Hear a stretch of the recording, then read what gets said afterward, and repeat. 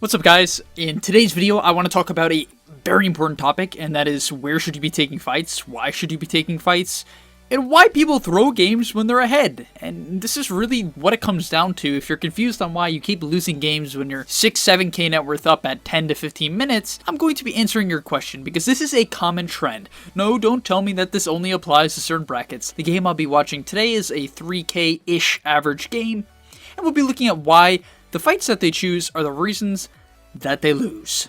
This pro guide you're about to see is one of hundreds, just like it, over at gameleap.com. Gameleap is your #1 stop to become a specialist in your desired role fast. Check us out today with the discount link in the description below to unlock your hidden potential, but for now, let's hop into the video. Okay, so first off, I want to lay the grounds. So why are games being thrown when they're ahead? Well, I think in my opinion it comes down to one major thing. People get over anxious. You do not even have to end the game, even if your draft doesn't scale as well late. For this one concept, if you're ahead already and you can take control of areas of the map, you will build a bigger lead. So even if your heroes don't scale as well, if you have more items than the enemy team, you scale better. That's just how that works. And also, the one statement that I said recently to a student that sticks out in my head in particular is this idea that what the pros do well is that they keep people in their base. They don't fight them in their base. Now I'm going to say that again because it's super important. This one idea, get this in your head and it will help you. Pros keep people in their base. They don't fight enemies in their base. Now, of course, there's situations where a pro team feels like it's very advantageous to go high ground, but what you'll often notice is that they're very careful about these things. Even just running up to a tower, it's sort of uncommon. Even when teams are sort of pushing a tier 1 tower, they're either going to bring 5 heroes in the early game to do it, or wrap on the tower, sort of so they can get a pick off, or at least, set up good fighting conditions where they can prevent TPs from coming in one by one. Because you notice here, they're 6k up, right? 20 minutes in. Why, when they have 3 cores, and cores that scale well, would they need to push a tier 2 tower 20 minutes in when essentially no one's dead? And the reason is because of this false sense of advantage. Because look, the players on the enemy team just got killed, right? If we look mid, you notice people are getting dove. But the problem is, they don't have creeps to push with. So, even if you have enemy heroes dead, if you do not have creeps by the enemy towers, you should not push. Just simply go back to farming or shove in the waves. And what I'm talking about is more of like this 20 to 30 minute period where people don't take that long to respawn. Even earlier than that, this is very important. Specifically the mid game, but this also applies to late game. I'll get into that in a moment. But you notice, look, they start up this pusher like, oh, heroes are dead, let's do something. But is that really the case? Is that really the case? No, because they're respawning in 10 seconds now. 10 seconds, and look at their enemy team comp. Pit Lord, Underlord is one of the best tower defenders in the game because he can set up this Pit of Malice, which makes it very hard to fight into him, as well as Firestorm. Jakiro, same thing. I mean, awful skill build, to be honest, so sorry to call you out, Jakiro, but this is just abysmal. But regardless, he's very good at fighting under towers because he can kill your creep wave and likes when people line up, which is what happens. Same thing with Ricky because he can pick whoever he wants. Same thing with Lion because he'll get a good impale and be able to stay on the back line. And this Shadowblade Luna, I don't know why I have a Shadowblade, but can get a good eclipse off because it's all based around vision. So, to prove this point, I'm going to be looking at the Ricky's perspective, right? So we see Ricky in here. He gets a smoke cloud onto the Slark, which is going to protect his Luna. And now he gets gone on, but why doesn't he die? Why doesn't he die here, guys? Why does the Ricky not die? I'm going to go back one more time. Do you think this Ricky dies if the fight is in the bottom jungle, right here? Of course, because he has nowhere to run to. There's nowhere for him to disengage. He would easily get dove upon. In fact, he would get hit by more auto attacks from the Slark and more attacks from the Medusa, but the Slark's hesitant to go in because he doesn't want to dive this early, right? That's just naturally how it is. So a fight like this naturally just keeps people alive. He lives, and as a result, people are dying. He stays alive on 30 HP. A fantastic eclipse by Luna goes off, and now what I want to do is look at it from the Medusa perspective. Why would Medusa even be here? Just go get your next item. You have 150 CS at 20 minutes, which as is suboptimal for Medusa. So the point is, why are you pushing as your 2 tower? Use the 30 seconds while they're dead to gain another 1k net worth lead through creeps. And this is me not saying never push a tower. That's not what I'm saying. What I'm saying is, if you're going to push a tower, you need to make sure you shove in creep waves before you go for pickoffs. Otherwise, they're going to respawn by the time you get to the tower. Because now let's look at this fight from the Medusa perspective. She walks in here, you might be like, this is a good fight, she can stay in the back line, right? No!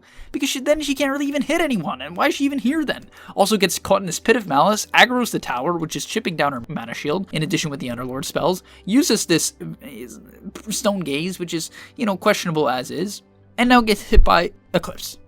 Does a Medusa die to Eclipse if the fight is in this jungle? No, because she wouldn't have been taking the tower, and she certainly wouldn't get hit by Underlord spells, because there's no way an Underlord penetrates the backline unless you are diving. So the main point here is really consider, are we diving towers, and are we just pushing towers unnecessarily, right?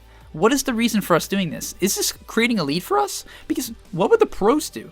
Often, what they'll do is keep the enemy team in the base. In fact, now I'm going to show you an exact example of this so you can see exactly what I mean by pro teams keep them in the base. Because one last point on this, look at the creep wave bottom. Someone could push this in, take this camp, take the next wave, kill this camp, kill this camp. That's like, whatever, 800 gold or something like that, and a ton of XP. That is building your lead. And then you can transition something like that in your items into a Roshan, into a smoke gank, get a pick off, push in the waves, get the tower, and end the game. Don't run into the enemy team when you don't have that significant of an item advantage, or a vision advantage, or a Roshan Aegis advantage. Actually, even if you have Aegis, you still have to be careful. Trust me, that's how you throw these fights. I see so many people just get Aegis and they run down mid and die. It does not work. So now we're going to be following Crit on the Rubik, and I just kind of want to show the difference on how these high MMR game fights look compared to the low MMR games in terms of where they actually take place for the most part. First off, obviously, he's going for the bounty runes, so this is just something where, it's much better to fight people at the runes rather than anywhere else. And, as a result, they managed to find this Meepo kill, which obviously is a big deal. Now, the next thing that happens, obviously that's not at a tower, it's a pick off, which is very good. But the next thing that happens is that the enemy team is not diving the tier 1, but they are overextending, which gets punished. And I want to make that clear. Overextending gets punished. Their Meepo's dead, they should not have overextended and gone on a Wraith King, and as a result, they die. This is a very common trend. The enemy team that dives is the one that dies. Is this always the case? No, but often dives are not well set up. If you watch a team like OG, the reason why their dives work out is because it's very fast, they collapse, and they're all in position. But now I want to show the same pattern here, right? Let me be very clear, and literally this is the most important point of the video. It's just what I want to stress and get across to you. Look what's happening. So they're pushing mid tower, correct? They got the pickoffs, the creep waves in. They're like, all right, we'll hit the tower. This is, everyone does this. Low MMR players do this too. This is not what I'm saying. However, they're respawning soon. They back. Look, even though they're dead, it's only for 5, 8, and 16 seconds. So they back preemptively. They understand that the Tiny could jump. The Legion maybe could get in. So they back. Do not overextend for towers. It is not worth it. Listen to me on that one. It is not worth it. It's like overcommitting for a Rax when you know you're going to lose 5 heroes for it and it's only your first try. It's not worth it. They might get Roche. They might get another tower in return. Your Rax, it's just not. So you notice instead what they do is they kind of split back up, right? Instead of just continuing to 5-man, look at the map right now. This is what I'm trying to say. Look at the map. They get some kills, and in order to push their net worth advantage, right, they're clearly up. They're 8k up now. They relax. They reset. They're going to wait for their Ravage, right? They're going to wait for their Ravage. Wait for cooldowns. Finger. Even OD, Wraith King ulti. OD ulti.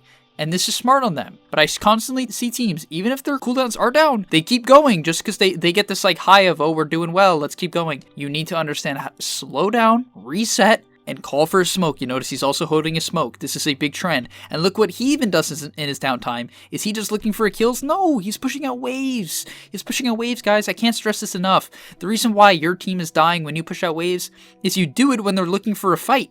The big difference here is he understands that his team's waiting. His team's waiting. And now look, he dictates the game. He's like, hey guys, come smoke. They don't come instantly. It takes them a while. He pings again. Now he smokes his team up. See how he controls the pace of the game? This isn't even the topic of the video, but look, now they can just find this easy jump onto the Tiny. Obviously, it's going to be good because he can follow it up with a Light Strike array or, just a Hex. And of course, that's just wonderful. It's just wonderful. In fact, he can even catch this Lina here with a pretty nice jump. Doesn't get the kill, but why are they allowed to dive here? It's very simple. Meepo's top, Abaddon's bottom. Only 2 heroes here, and they're all 5 in position. And they can back each other up. right? So this makes sense. In addition, the most important part to all this is that the creep wave is in, because now if they want to, they can go high ground. And that's sort of exactly what they do. Look at how these pickoffs are effective, and this is the difference between the low MR fights and the high MR fights. You do not just want to take straight up 5v5s at towers. It is rarely a good option. Yes, are there games where it's an option? Yes, maybe if you have a lifestealer or juggernaut to siege high ground, you could slow 5v5 siege. But more often than not, what you want to do is pop a smoke, get a pickoff like on that tiny, then get another following pickoff with someone who is trying to help out, and it snowballs from there. And essentially, it's just going to continue to snowball because now they're set up. They got pickoffs, so the fight's actually in their advantage. It's the big separation here, where they actually build advantages rather than just feeling like they're ahead. It's actually built off a smoke, or, you know, where the creep wave is, or, you know, oh, you're not a mana. But that's how you get someone like the Meepo to say Dota is so bad, by taking good fights. Because look, this transitions instantly into a Rax. I see countless times people trying to just brute force their way to Rax. Does not work. And hopefully this has really opened your eyes to just kind of a general idea on Dota that I think is brutally important, especially for support players, on understanding that you can dictate the pace of the game. He gets in the lanes, he got the Meepo to show top, they get a pick off on the tiny because they split up the map, and it quickly transitions into a very effective mid push. That is your role as a support. That's why you gotta carry smokes. Stop thinking that your teammates just have to carry you, okay? And yeah, and as a carry player, you can do the same exact thing. This is what I want to make clear to you guys. The point in this video is try to make clear to you why and where you should be looking to take fights, which is, you know, based upon creep waves, smokes, and advantages. And so as a carry player, you can do the same exact thing. Just simply tell your team, hey guys, look, I found this Legion mid. Look where the fights take place. Are they picking her off at a tier 2 or a tier 3? No, they're picking her off mid. That is the difference. And now they go more, right? But they're even so hesitant to chase up to a high ground. That's how careful these players are with extending into areas with no vision. Because what I want to end the video with is, if you're not thinking about the vision game, you're not understanding Dota well enough. Hopefully that makes sense to you. Vision is everything when it comes to these fights. The reason why one team dies pushing a tower is because the enemy team gets to go on whoever they want, and it's harder for you to jump them. If the backline Zeus, who you've been killing all fight, all of a sudden can get all of his spells off 3 times, the fight's going to be a lot different than the last fight you just took in their jungle where you team wiped them. And that is a fact. So yeah, really, last point I want to go off of is that I'll be making a smoke video relatively soon, a video fully about smokes. Then in combination with that, what I want to say is, if you are playing carry or support and you happen to buy wards for whatever reason, when a fight breaks out, make sure you throw them down when the fight starts. Goes back to the point of vision. When the fight starts, get down the vision, make sure everything is being seen so that you can pick off the right targets, prevent overextension, and not dive towers. Thanks for watching, hopefully you stop diving, and I'll see you in the next video. Peace! Are you tired of being hard stuck at your rank? Over at gameleap.com, we have a library of hundreds of guides authored by pro players and coaches covering literally every aspect of Dota. Whether you're looking to master a new hero or role, or just polish up your existing skills, GameLeap is the proven place for competitive gamers to hone their craft and unlock their secret potential. Hit the link on screen right now, to take advantage of our special offer for a 25% discount, guys, 25%, and start your journey today.